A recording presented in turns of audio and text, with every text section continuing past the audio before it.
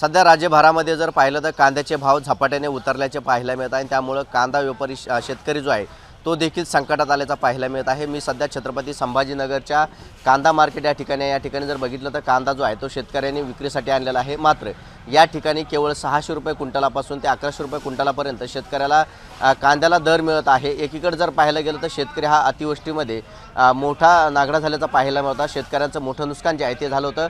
अक्षरशः शेतकऱ्यांचं कांदा पीक त्या ठिकाणी वाहून गेलं होतं। त्यामुळे अतिवृष्टीतून सावरत शेतकऱ्याने पुन्हा जोमाने कांद्याचं पीक घेतलं। मात्र त्याच कांद्याला आता पुन्हा मातीमोल भाव मिळत असल्याचा पाहायला मिळत आहे। त्यामुळे शेतकरी जो आहे तो हवालदिल देखील या ठिकाणी झालेला आहे। कांद्यावरती लाखो रुपये खर्च केल्यानंतर केवळ 1000 रुपये शेतकऱ्याच्या हातामध्ये येत असल्याचं शेतकऱ्याकडून बोलले जात आहे। त्यामुळे कांदा उत्पादक शेतकरी हा मोठा संकटात सापडत असल्याचा पाहायला मिळत आहे। 1 एकर कांद्याचे उत्पादन घेण्यासाठी शेतकऱ्याला 30 ते 40 हजार रुपये खर्च येत आहे। मात्र तो खर्च देखील आता या कांद्याच्या भावातून निघत नसल्याने शेतकऱ्यांच्या डोळ्यामध्ये कांद्याने पुन्हा एकदा पाणी आणल्याचं पाहायला मिळत आहे। त्यामुळे आता सरकारने कांद्याला हमी भाव जाहीर करावा असा मागणी आता या भागातील शेतकरी करत आहे। कॅमेरा पर्सन संतोष सिरसाटसह विजय चिडे, छत्रपती संभाजीनगर। सध्या जर बघितलं तर राज्यभरामध्ये कांद्याचे दर उतरले आणि त्यामुळे शेतकरी जो आहे तो आता हवालदिल झाल्याचा पाहायला मिळत आहे। शेतकऱ्यांनी बाजारपेठेमध्ये कांदा विक्रीसाठी आणला, परंतु त्या कांद्याला काय भाव लागतो हे पाहणं महत्त्वाचं आहे। माझ्यासोबत शेतकरी आहेत, काय सांगाल काय भाव तुमच्या आज कांद्याला लागले? 700-800 रुपये भाव आहे कांद्याला आणि उत्पन्न खर्च नाही करणार काही नाही। 80,000 रुपये एकर खर्च आहे आणि कांद्याला भाव नसल्यामुळं शेतकरी हे झालेले आहे आणि कवडीमोल विकू राहिला मार्केटमध्ये। 80,000 रुपये खर्च आहे लागवडीचा, त्याचा खत महाग झालं, सरकारच्या धोरणामुळं सगळं बिघडून गेलं, कांद्याचं बिघड। पण त्या बाबतीत काय करा काही समजा नाही शेतकऱ्याला, काय पीक घ्या मग आम्ही भाव कोणत्याच पिकाला नाही। त्याच्यावरनं शेतकऱ्याचे सगळे भाव पडले। आज भाव 700-800 रुपये 600 रुपये विकू राहिला आणि भाडं 50 रुपये गोणी आणि शेतकऱ्याचं फार नुकसान झालेलं आहे। शेतकऱ्याच्यावर काहीतरी दखल करावं आणि 1000 ते 1200 रुपये अनुदान द्यावा कांद्याला क्विंटलला।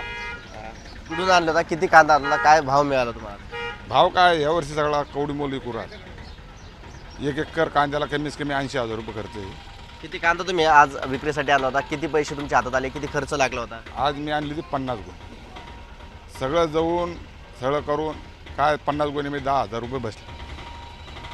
काढायला का दिले 16,000 रुपये एकर, मजुरांना काढे त्यांना काही पुरलं नाही, त्याने 18,000 रुपये एकरनं पैसे घेतले। त्याला 18,000 रुपये एकरनं पैसे देऊन आमच्या हातामध्ये काहीच नाही पडलं आणि हे सरकारनं निर्यात बंदी केल्यामुळं हा कांद्याचा भाव पडलेला आहे। सरकारनं आयात बाहेरून करायची आणि बाहेरच्या देशातला कांदा आपल्या देशात आणायचा, आपला कांदा बंद केला, त्याच्यामुळं कांद्यावर संकट पडलं आहे।